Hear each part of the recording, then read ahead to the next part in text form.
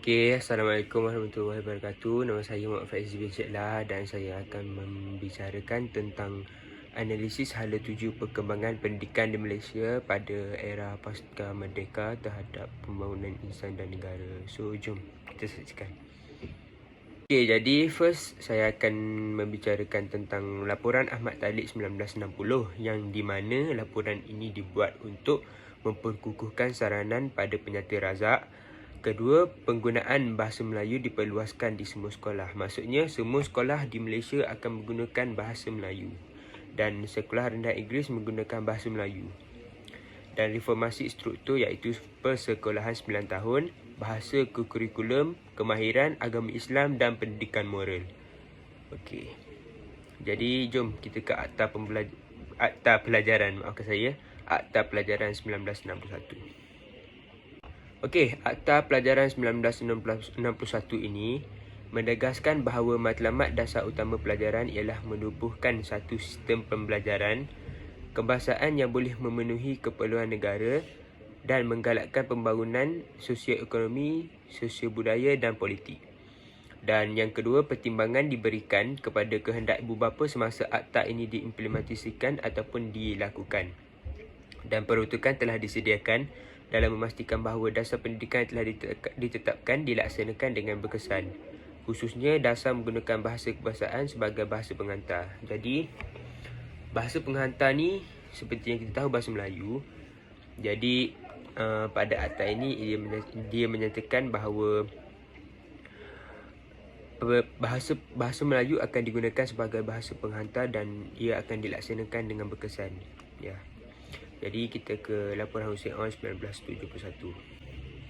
Laporan Hussein On 1971, tujuan utama laporan ini ditubuhkan ialah mengkaji semula dasar pendidikan negara ketika itu, dan laporan ini menyediakan pendidikan dasar bagi semua kanak-kanak dalam lingkungan umur bersekolah kerana hal ini dapat ditampung dalam sekolah-sekolah aliran Melayu, Inggeris, Cina dan Tamil. Dan yang kedua, sekolah kerajaan dan bantuan kerajaan dijalankan dalam dua bahasa iaitu bahasa Melayu dan bahasa Inggeris. Jadi maksudnya, sekolah kerajaan ataupun bantuan kerajaan akan menggunakan atau dijalankan dalam dua bahasa iaitu bahasa Melayu dan bahasa Inggeris. Yang ketiga, sistem pendidikan kebangsaan direka bentuk untuk memenuhi keperluan. Dan yang keempat, bahasa Melayu akan menggantikan bahasa Inggeris seperti yang kita tahu secara berperingkat di sekolah-sekolah aliran Inggeris.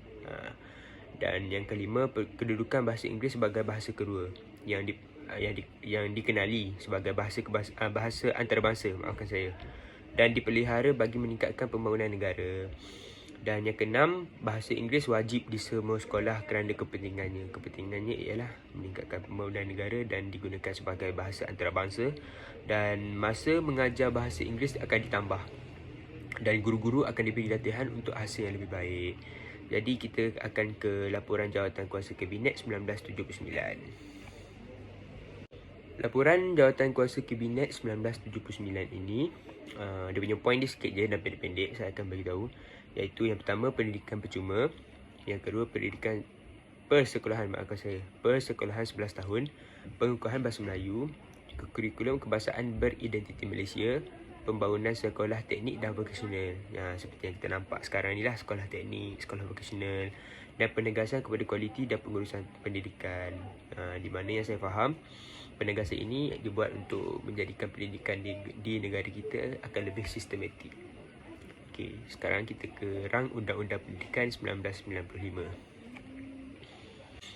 Rang Undang-Undang Pendidikan 1995, dia punya point dia pun sikit je. Dasar pendidikan, kurikulum iaitu KBSR dan KBSM yang kita tahu sekarang.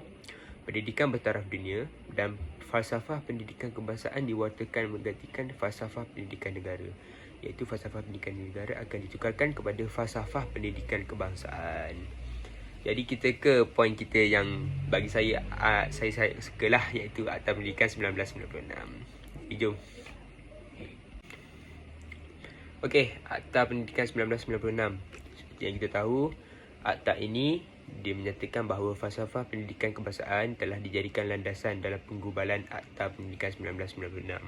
Dan yang pertama, sistem pendidikan kebangsaan dimantapkan meliputi semua peringkat sekolahan, iaitu prasekolah sehingga peringkat pendidikan yang tinggi. Dan kategori sekolah semua kerajaan, bantuan kerajaan dan swasta yang sistem pendidikan kebahasaan ini akan dimantapkan. Dan yang kedua, bahasa kebahasaan diperkukuhkan kedudukannya sebagai bahasa penghantar utama dan mata pelajaran wajib dalam sistem pendidikan kebangsaan. Dan yang ketiga, kurikulum kebahasaan untuk semua jenis dan kategori sekolah selaras dengan kehendak segera. Keempat, peperiksaan yang seragam di antara semua murid dan semua jenis sekolah. Peperiksaan yang seragam. Dan pendidikan Islam diperluaskan kepada murid-murid Islam di luar sana. Poin ini saya amat suka sebab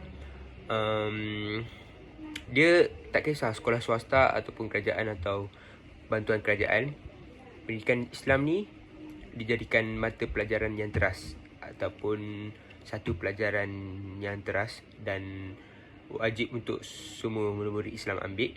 Dan bagi saya akta ini memperkukuhkan mata pelajaran pendidikan Islam untuk murid-murid Islam yang di luar sana untuk menyambung pendidikan tentang pendidikan Islam ini. Jadi sekian sahaja daripada saya, daripada Muhammad Faizi bin Syeklah tentang analisis hala tuju perkembangan pendidikan di Malaysia pada era pasca pendidikan pada era pasca merdeka terhadap pembangunan Islam negara. Sekian, terima kasih.